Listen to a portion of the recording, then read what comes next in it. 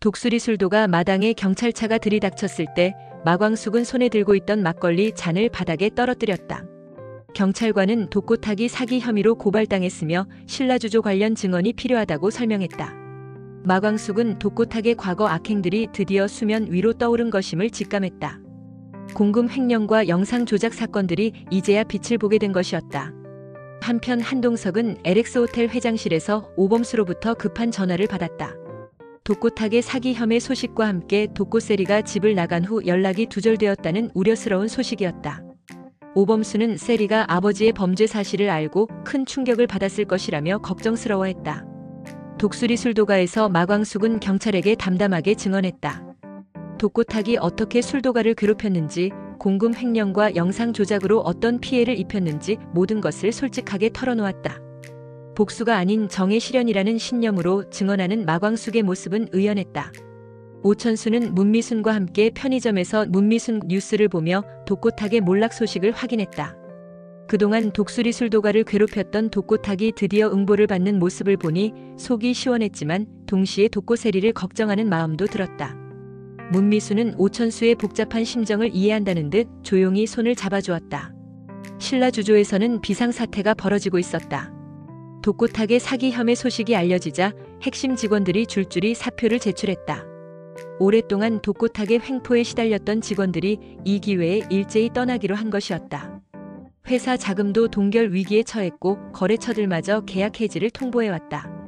장미애는 남편의 몰락을 지켜보며 절망감에 빠졌다. 지금까지 누려왔던 모든 것을 잃게 될 위기였다.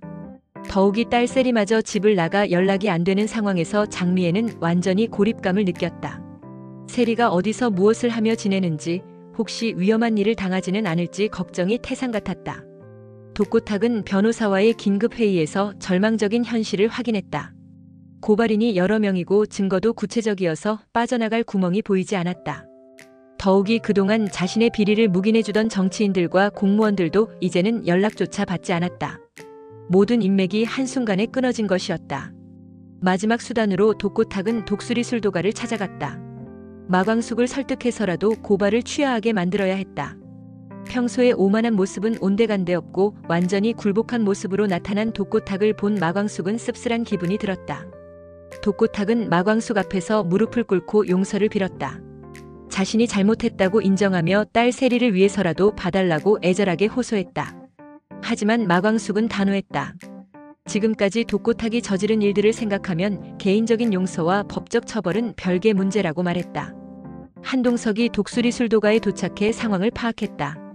독고탁의 처참한 몰골을 보며 한동석은 냉정하게 말했다. 이제 더 이상의 발악은 소용없으니 받아들이라는 것이었다. 독고탁은 완전히 기가 꺾여 신라주조로 돌아갔다.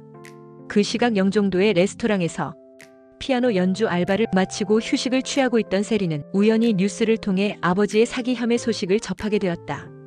아버지가 저지른 일들에 대한 분노와 동시에 아버지라는 혈육의 정 사이에서 갈등했다. 세리는 오범수에게 문자를 보냈다.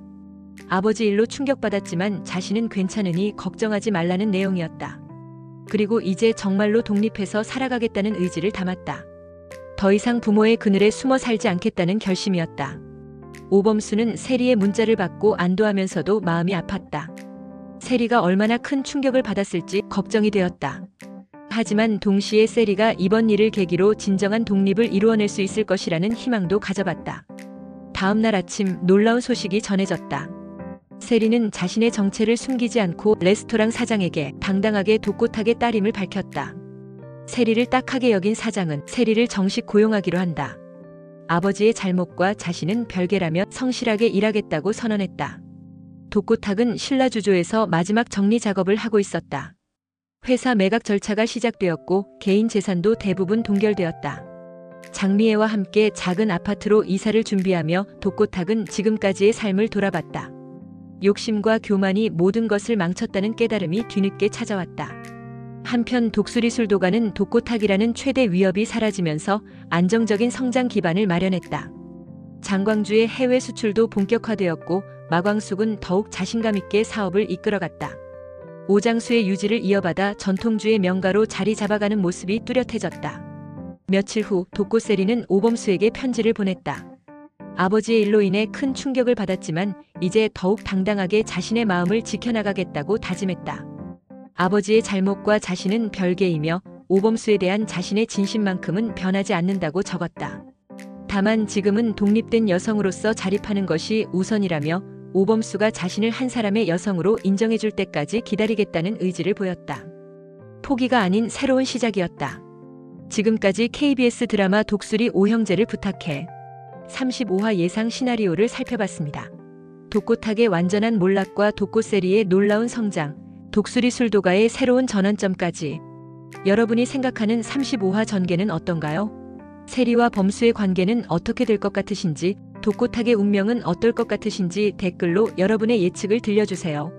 구독과 좋아요는 영상 제작에 큰 힘이 됩니다.